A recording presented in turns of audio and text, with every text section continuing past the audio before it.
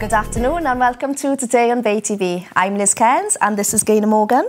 And today we're joined by the Shadow Secretary of State for Wales and also, of course, Carolyn Harris, who's also a new Shadow Secretary, aren't you? Got a new job, so it's great. Shadow Minister, yes. But first, I think we're going to have some music from Tom Martin. Yep.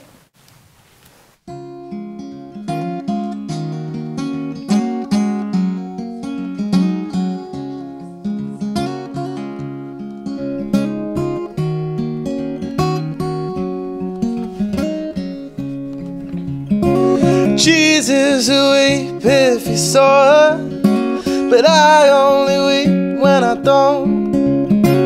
I'd walk unaided across water, but I know in my place she won't. I'd conjure one just to love her. She is original sin. I'd fake an infinite slumber, roll back the stone, let her in.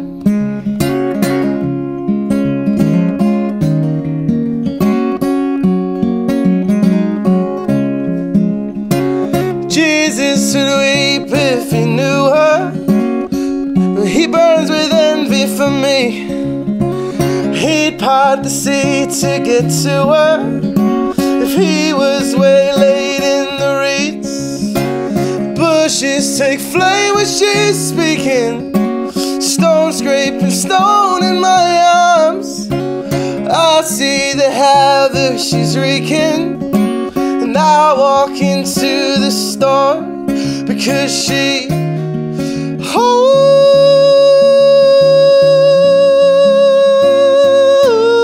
me like religion, loving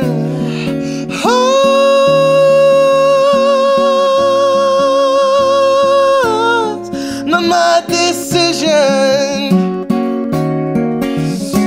Jesus would weep if he made her paralyzed in perfect grief, proselytized for her favor. I break myself in belief. I know it's all just conjecture, yet I'll never be turned away. I know to never expect her, yet I won't be swayed in my faith, because she holds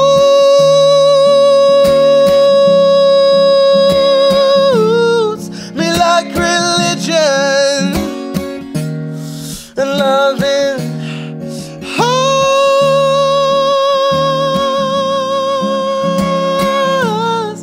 my decision. I hold my breath just to breathe. I hold my tongue just to speak. I pull her in and she's gone. Turn it up to turn it on. Closing eyes, seeing her douse the flames. Watch her burn, watch her leave for sweet returns. When will I ever learn?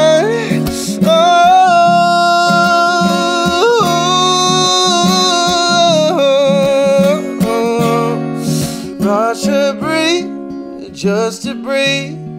What can I hope to achieve? I pull her in and she's gone. I throw the game till you've won. Closing eyes, seeing her dance the flames. Watch her burn, watch her leave for sweet returns. And I got nothing left to learn. Oh, Jesus would weep, Jesus would weep, oh, Jesus would weep, Jesus would weep, oh, Jesus would weep, Jesus would weep, oh, Jesus would weep, Jesus would weep, oh.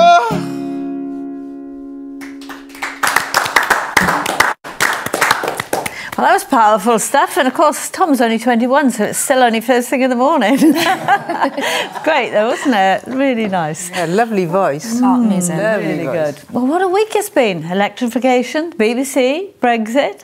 Good job we've got two stalwarts with us. Carolyn Harris MP, who's the new Shadow Minister for Women and Equality. Yes. And of course Christina Rees, Shadow Welsh Secretary. Thank you for joining us. Where do we begin, Liz? Well, should we touch on... Let's cover Brexit first, I think. Start that off and then we can see where we go from there. Because like Gaynor said, there is so much to cover. So what is going on at the moment? Well, last week, Carolyn went over to, our First Minister went over to Brussels to have some talks with Michel Barnier, but also Jeremy Corbyn went with Keir Starmer. And it's very interesting that up until now, Keir Starmer, our shadow Brexit minister, to give him a shorter title, has been desperately trying to seek people to meet over there.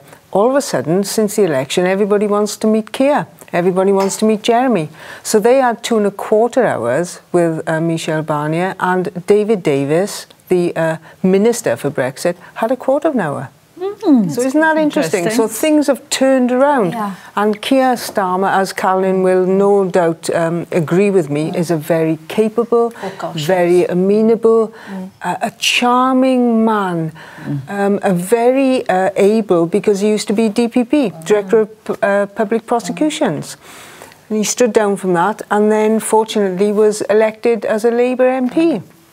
So we're blessed. And these are the sort of people, really, that I think the Europeans want to deal with now. They not necessarily politics one side, if you can, but that sort of person. Take Emmanuel Macron. You could be describing him, you know, young, amenable, able to... And of course, Gaynor, things have turned in so much as Michel Barnier now and the entire Commission and the European Parliament are thinking, hey, Labour might be in government, so we may be negotiating with Labour in the future, not David Davis. So the whole thing's turned around. You would say that, though, wouldn't you? Of course. You wouldn't expect anything less. Carolyn, your role, how does Brexit affect that? How will women and equality be affected? Well, it's the equality issues, isn't it? I mean, leaving the European Union, we've got no guarantees that we will maintain those, well, not with the repeal bill, we will keep those equality issues. And for me, it's about the equalities for the LGBT community and older women specifically, which is what I'm going to be looking at. So, you know, there's so much about Brexit that we need to be careful of. Chris will tell you, I mean, there's a potential here for a power grab to Whitehall. You know, well, Chris has been warning about that for a very long time. Departments that we traditionally have held in Wales, they don't understand the evolution. You know, and stuff that we only can be dealt with in Wales, only get dealt with in Scotland, because it matters to them most. We could end up losing them in a power grab, so there are real big concerns. Sorry, Liz. I was going to say a few weeks ago with the pensions, they'd just started now with the man. He just managed to get it through Parliament and that, and saying that, I think it was his pensions, that they're legal with the married men. So it would be for same sexes now, will have the same rights with pensions. It was in the High Court. In the High Court. But the fear was, when we leave, what would that do? Because it was under the EU. Legislation. Yes. So like you said, with rights. When I read the, it's not the Great Repeal Bill anymore. It's the withdrawal bill. God. In brackets, withdrawal bill. Another scintillating title. It's another U-turn. Another U-turn. And there are 3 areas that really worry me. Clause 6, which is they've taken us out of the European Court of Justice. No way, we want to stay in that. Then we've got clauses 7 to 10, which are all about the sort of equality issues. Then we've got clause 11, which is particularly difficult to read. And this is all about the power grab. And it's written in conjunction with the Wales Act, the last Wales Act. They're very difficult to read, but basically there's nothing in there that says that they're not going to power grab back. You know, in layman's language. Just briefly, with the European Court of Justice, in fairness, that's a lot of the thing that people who want to leave the European Union were really, really worried about, is that so many of our laws are sort of set in stone or ratified by Europe. Not really, because our Supreme Court always has the right to veto. Now, not many people know that. No. You know?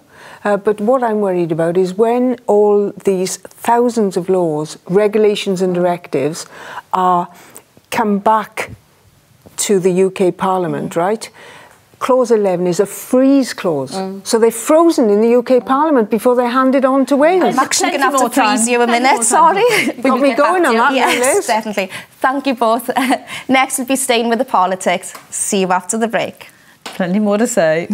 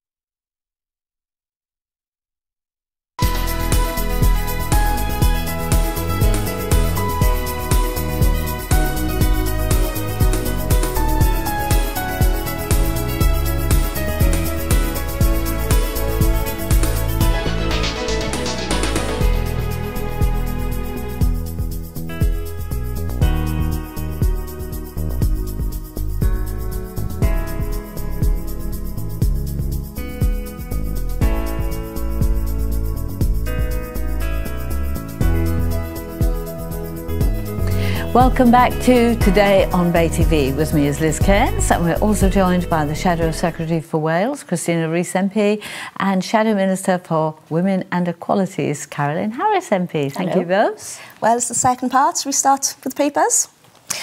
Firstly, it's not the papers, it's Chester Bennington, who was frontman of Linkin Park. He sadly took his own life yesterday. And we have a video which I'd like to show first, just to remind people of how amazing he was.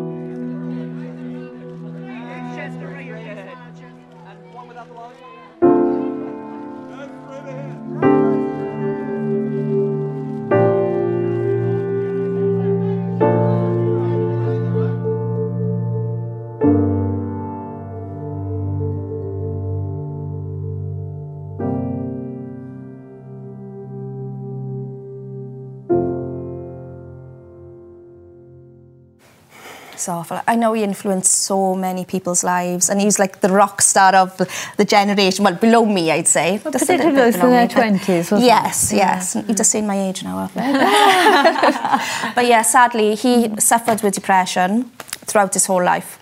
He battled with it, and as we all know, with alcoholism, with substance misuse, but it's always to do with depression's always a connection with that, and mental health, as we've touched on so many times. I think maybe it was an outlet to the music, it was a way of him to just express himself on that, I think. But it's just so sad when you read that, with the 6 children left behind as well. But it just goes to show mental health can affect anybody. Anybody. Yeah, definitely. It's a way of managing it, and people use music to express themselves, or it could be sport. You know, because so many sports people suffer with depression as well, and that can come at a real crucial point when they give up their careers and they think, what do we do now? Well, yes. And, you know, it's out there. Everyone, not everyone, but most people have something in their background that they're trying to come to terms with, and we need to really reach out and help. I think perhaps, Carolyn, it is healthier these days in that people will talk about it more, and young men are encouraged to talk more about their issues. Statistically, there is more likelihood of suicide amongst younger men. We all know of people, don't we? And I deal a lot with people who are at that point where they feel they can't take any more, but that's through an addiction to gambling. Just last Saturday night, I was trying to stop a young lady from throwing herself off the top of a car park.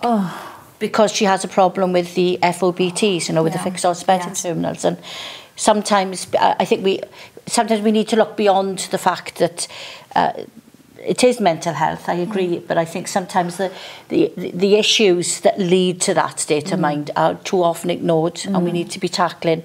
We need a strategy, and this government needs a strategy to look at the causes which are leading people to this and act on that. There's more social responsibility needed. Yeah, that's true. And people looking out for one another, because often we have friends or colleagues and you just don't know that they're suffering. It's a hidden disease, isn't it? I mean, if you've broken a leg, people can see that you've got a broken leg. And then with hindsight, you think, oh. Yeah. It's breaking down stigma. I think that's one of the main things as well, is just breaking down the stigma of being able to talk and admitting there is something wrong. I think people, the old view on that was that it was a weakness and you shouldn't show weakness. I think it comes back to resources though, and in Wales we're much better resourced in the NHS than they are in England. So we're really taking this mental health issue, you know, and really working it to the best of everybody in Wales. So we've got that to be thankful for. Even if you've been fortunate enough to grow up with a blissful childhood and everything right, modern life is so stressful. I think everybody's got a story, haven't they? I mean, the old saying, you know, nobody knows what goes on behind closed doors. I mean, I lost my son in 1989, and I had a breakdown myself, but I didn't have that breakdown until 2010. So I spent all that time suppressing how I was feeling, and then circumstances of modern life, as it were, and working, and then I had a physical illness. It was a woman's gynecological issue, And once you've removed yourself from that hustle and bustle, it's so easy then for other things to come in. And, you know, when you're in that dark place, I mean, obviously suicide was never an issue for me, but, you know, it depending on your own personal strength of character and the support that you have around, unless you've been in that dark place, you know, never ever look on anybody who is in there and think, you know, they're weak, or, you know, they're not. They're strong people to survive that awful time. And they are saying that there are genetic links as well. Yeah, I know.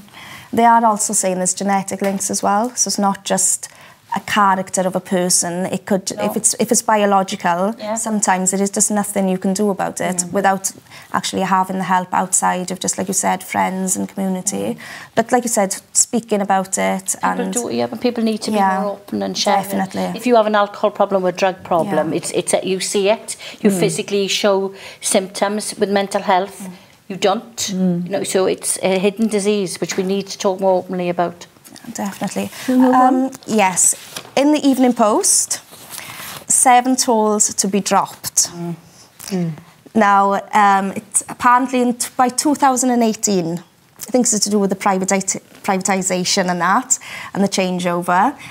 Welsh Secretary Alan Cairns, he has said the decision would be a major boost to the local economy, which obviously, yes, it would. It would bring people through that, with hindsight, has probably not bothered coming through because of the amount that they have to pay and continuously pay. And there was statistics here saying that daily, if you were going through there, you'd be saving over 1,400 by not having to have to pay the tolls. And also when it comes to haulage, my brother's a livestock haulier. But I think that's, you know, that's a positive to it. But the problem I have now, and I'm sure you'll agree with me, Carolyn, is that yet again he didn't make this announcement in Parliament. He made this announcement in a business leaders meeting in Newport. In Newport. Why does that matter? That matters because we can't hold them to account. He did it again yesterday with the Great Western Rail, the non-electrification. Isn't it, that this announcement is a deflection from the fact that we're not going to have... In reality... It's aversion therapy. Yeah, because we're not going to have electrification coming from Cardiff to Swansea. The tolls, I will put entirely down to the work of our colleagues, Jess Morden and Paul Flynn, who have worked tirelessly for this for many, many years. This is justification for all the time that we've stood up to support colleagues. This is meant to be a sweetener for the blow that we had yesterday, which was not bringing electrification to Swansea. I have got a quote of Carolyn Jones, and he says, this is nothing but a desperate attempt by Alan Cairns to distract from yesterday's U-turn on electrification to Swansea. If you look at parliamentary procedure, you know, ministers are supposed to bring this decision to the House so we can debate it, so we can hold them to account, so we can scrutinise. That hasn't happened.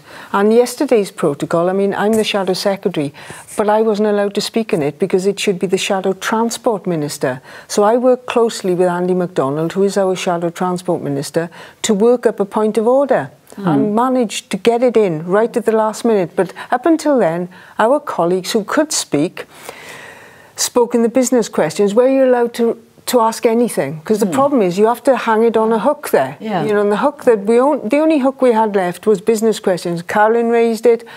All of our colleagues raised it, Carolyn. Do you know, I think, Chris, that it gave them more bad publicity yesterday by not coming to the House because they left the door open for us in a different, in the business leader of the House questions.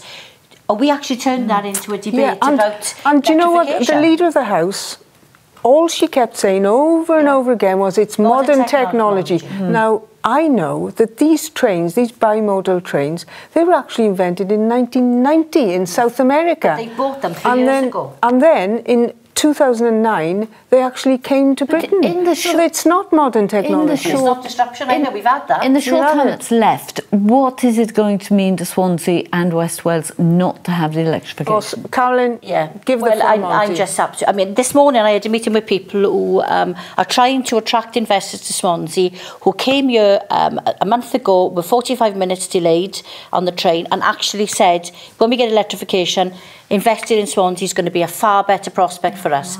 Those opportunities will go through the door. Tourism in West Wales, we're just shutting the door on them and saying, and I think I used an expression before that you quite like, which was we've got the short straw. You did, yes. We've got the short straw yet again. Anything from Cardiff down is not valued by this Conservative government. I'll add to that, right? We travel on the train regularly, every week. by far the slowest part of the journey is between Cardiff and Swansea. It's because the trains slow down, because the line is tricky, because of whatever reason. But that's the longest Cardiff to Bridgend is endless. And you endless. You can put up with it, but the investors won't. Yeah? Thank you very much indeed. Now, after the break, we're going to have some more music. Tom Martin and some more chat. See you then.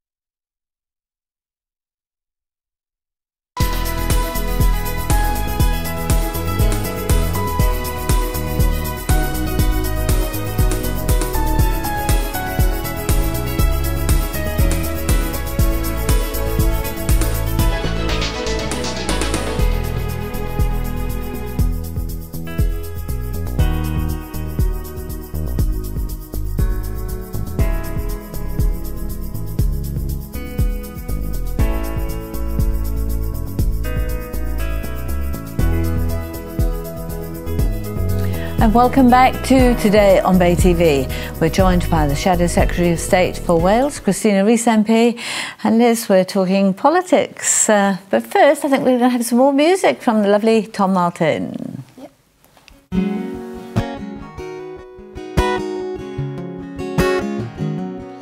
She's a flash flood in my garden. She's a hyperbolic verse, taking all of my possessions, leaving me with only words. If she shifts, she is tectonic, when my buildings topple down. She's the 100 running one way through my family's hometown.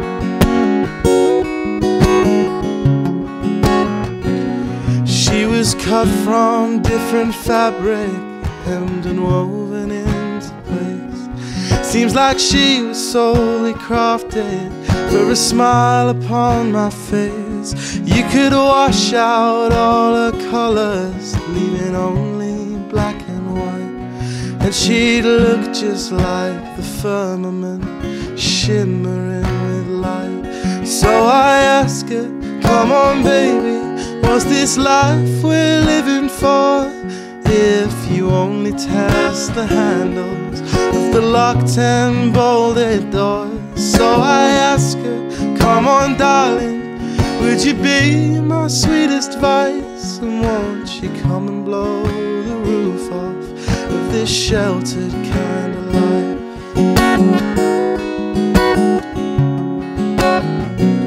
She is contrary to all logic, contradictive, contraband, contraflow at every synapse, from my cortex to my hands.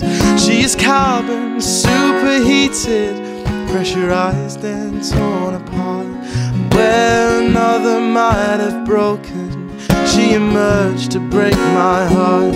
So I ask her, come on baby, what's this life we're living for?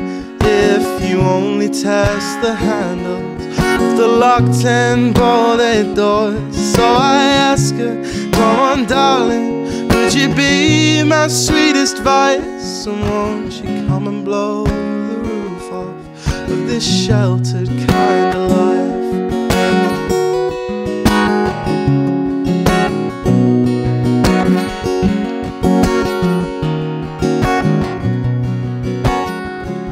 So I ask her, come on baby, what's this life we're living for? Her reply will be my gospel and the holiest of laws. Some will hear her tell me gently that the feeling isn't right, but all I'll hear is blow the roof off of this sheltered kind of life.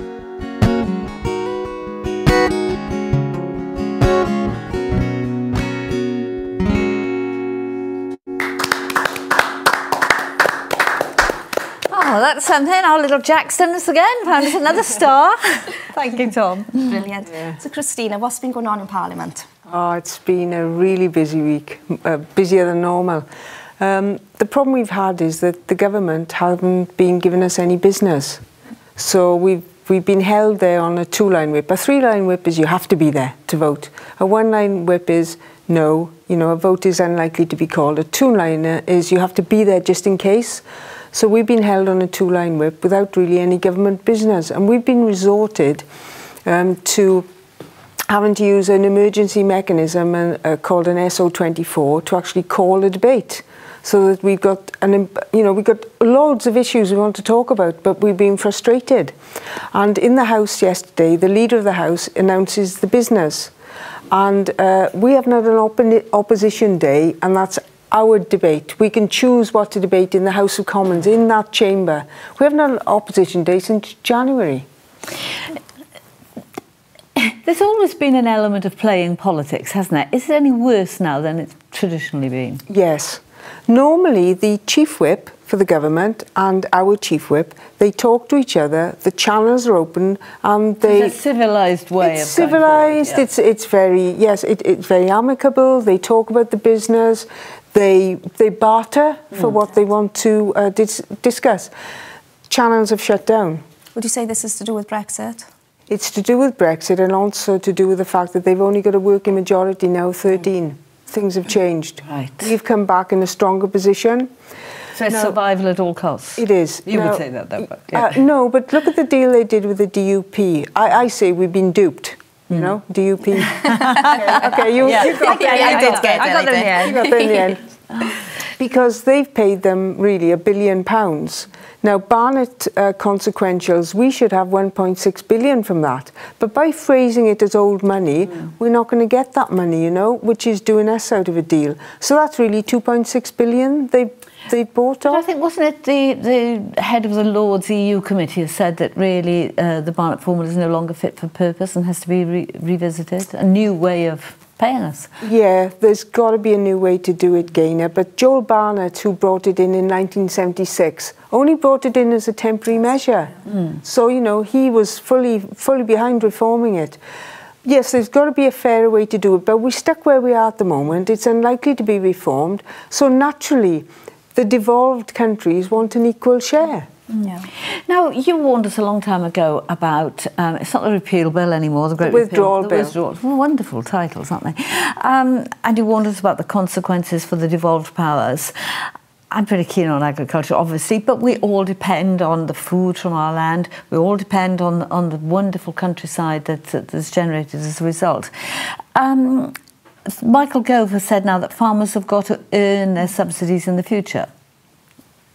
That's fair enough, isn't it? Yeah, I mean, Gove in charge of that department did worry me, Gaynor, because he's been in charge of other departments that haven't exactly, shall we say, progressed. I think he's coming to the Royal Welsh on Monday or Tuesday, so it'll be interesting. I'm going to be there Tuesday. Are you there? I will be, so it'll be interesting to see. You there Tuesday. Yeah. And I've arranged for our Shadow Agriculture Minister, our Shadow DEFRA Minister, Sue Heyman, to come down and meet Leslie Griffiths, who is in charge of agriculture for the Welsh government. What is this concept that farmers have to earn their subsidies rather than be paid by the amount of land that they've got? Well, I don't think that's a good way to go about it, really, because farmers need support. It's very precarious. It's a precarious living. You know that, Gaynor. You've lived that way for years. Yes, people like my son would argue that the system we've had from the EU, although it's safeguarded the less favoured areas, the hills and mountains that don't produce any crops really, you can only graze sheep if you're lucky on them, the system itself has encouraged farms to get bigger and bigger. And really, as an industry, we've applauded the people who've got bigger and bigger. It's not good for our infrastructure, it's not good for our rural communities, it's not good for our culture, it's not good for our language. No, it's a monopoly. I think that's what it's created, is a monopoly. Yes, it needs reforming. Yes, it needs reconstructing. But the problem I have, come back to this power grab. Which this is part of. This is part of it. Agriculture is fully devolved. No two ways about it. But will it be in the future? Now, what's going to happen is the powers are going to come back from Brussels to the UK Parliament. They're going to be held in a freeze, in a temporary time scale, which they haven't been able to give us.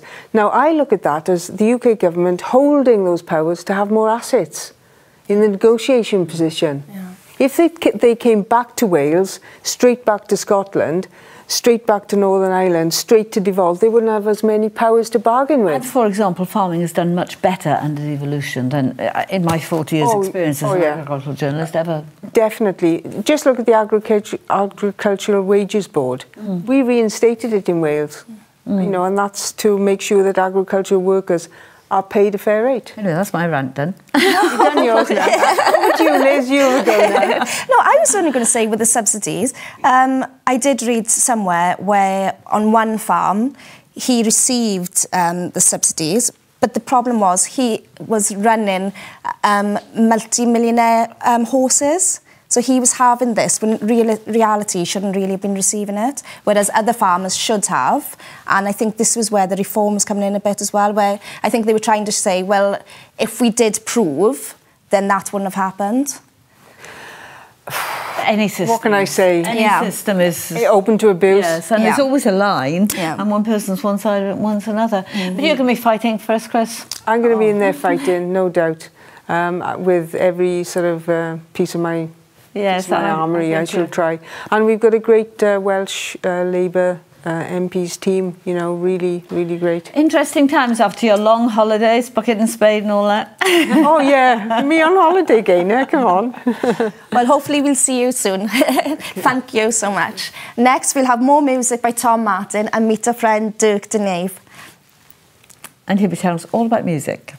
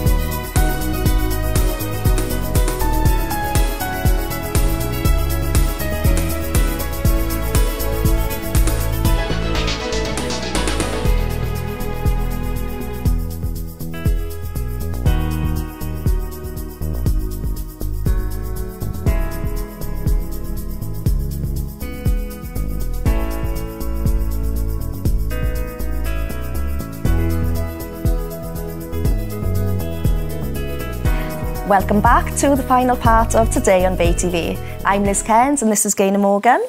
And we're joined again by the theatrical producer Dirk De Neve and Christina Rees. Thanks for coming in. You've been busy, Dirk, haven't you? You've got a new job. Well, yes, and it's not paid job, it's just for a hobby, let's say. But I'm the new chairman of the Portal but Amateur and Operatic Society. How did you get into that? Well, I met my wife, she's a Welsh woman. That's how all good things start, Yeah, 2 isn't it? years ago, and she was in the Operatic Society. And because I like to sing as well, and I like to perform, so she said, come with me to the society. So I was in Me and My Girl together with Keith Millward. And this year we did Priscilla. So I was in Priscilla as well. And because our chairman was Marek Sheen, and Marek said, no, I'm going to stop it. I want someone who follows me up and does the Operatic Society as chairman. So he asked me, and so now I'm here as chairman. So what are you working on? At the moment, we are working on cats. We will have cats for the adults in April next year. And for the youth, we have in October, end of October, we have Singing in the Rain. The youth is already rehearsing very much to do the performance in October. All quite ambitious stuff. Yes, it is. Yeah, but you've got form, haven't you? Yeah, it's in your family, I think, isn't it? Well, yes. My grandfather, he was a composer, and he wrote a lot of music, and he even wrote an operetta. Wow. Which you see here, I got here. This is the program, which is really performed in 1937. 1937. Wow. Yeah, in the village where I was born, Which where is? there was an operatic society in Hamme, in Belgium, in Flanders. And he wrote all the music for it. So you see, I got here the book as well. It's all the notes in here are. Hold that up to the camera so we can see. Oh, it's beautiful. Is that all? That is done by absolutely hand? amazing. It's all written by hand, yes. Yeah. And as a little boy, I always remember my grandfather playing his piano. Yeah. And you know, composing is a bit boring when you're there because he played the whole day, sometimes the same song 10, 20, 25 times to make sure that all the notes were correct and the rhythm and so on. Have you ever thought of wanting to produce that yourself and to see it? Obviously in English, so we could, yes. we could understand. I would like it, but I think it would be a very big job. Yeah. Last year, RMD played a few songs out of the book, just on the piano. Yeah. And he said it's written marvelous. So It's a challenge for you now, the It's a BayTV challenge. yes. What do you think, Christina? Of course, we have to translate it, but... The BayTV challenge for him. I think that it's doable. I'm not offering to sing. You know, I can clear a room when I start singing. Okay. But I'd be quite prepared to do like a backup job or, you know... There we are. Dancer. Yeah. There we are, backup dancer. No. I know you're a music fan, but do you know much about opera? Nothing at all. I really don't. I don't know anything about classical music. I like things like Bob Dylan and Joan Baez and the Eagles and that sort of stuff like that. So I'm stuck in the 80s. Yeah. It's good for the brain, though, isn't it? If children are, I was going to say subjected, but it's the wrong word, isn't it? If children hear a lot of classical music, apparently it's very good for the development of their Yes, brains. they say that it's good for them, Presumably That's you what were. went wrong with me then. Presumably you grew up with a lot of classical music around you. Yes, but like this, it's an operetta. It's more something lightly. It's not an opera. Yeah. It's something between a musical and an opera. And when I read it, it's because I got the script of it and everything. Wow. So yeah, but the script is typed. That's not written by hand. Yeah. That's typed. But it's a bit of a.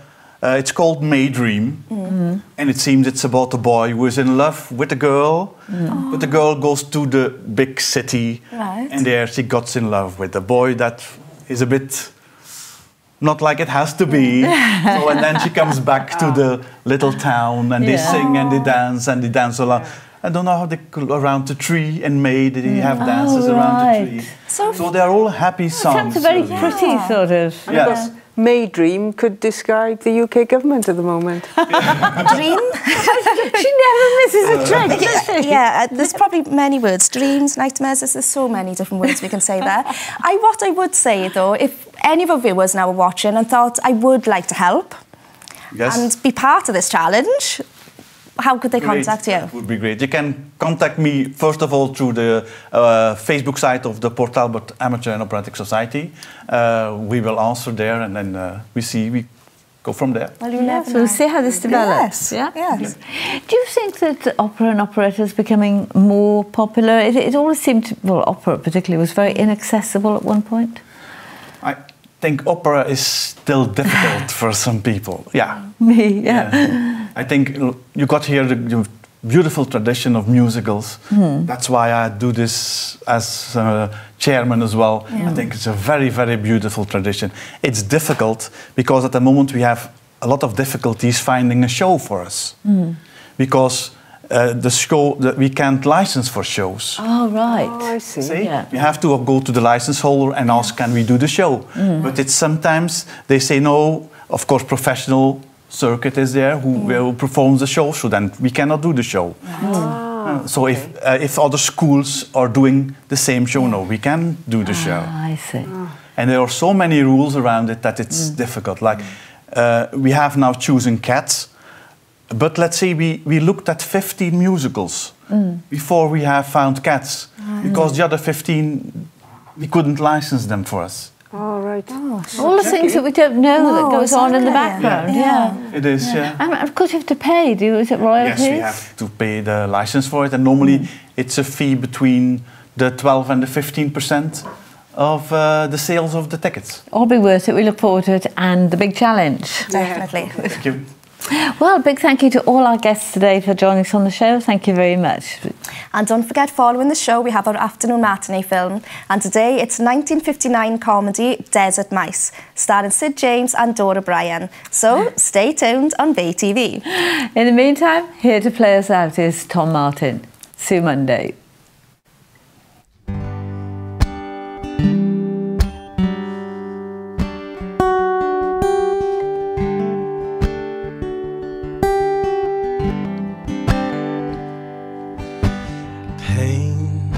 In the town, she walks in with mystery, wanders over and sits down, and I down my drink. I'm trying to collect my thoughts, but I don't know how to think. She laughs at all my jokes, she lets me bum a smoke. She smoked what I smoked when I was 19, and I tell her a few white lies, 'cause I know I won't have to back them up tomorrow. And I don't need to tell the truth, I don't know you, and I don't need to.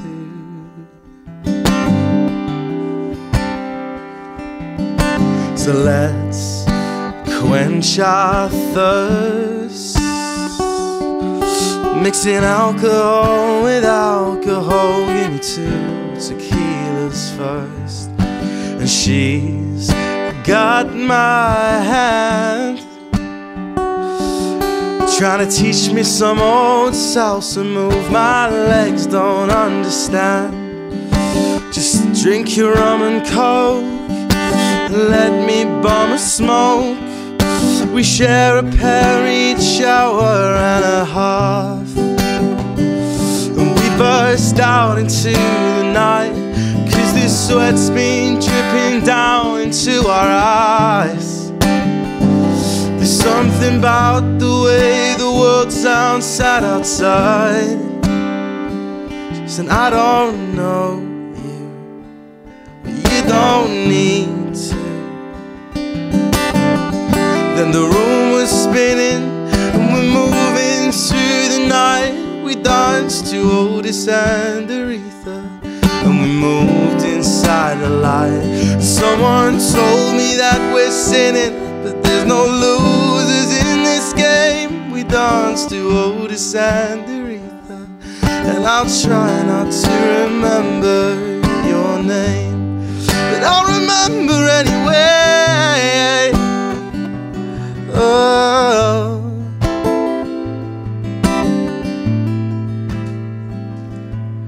So she's going home. My best friend walks you back, so you're not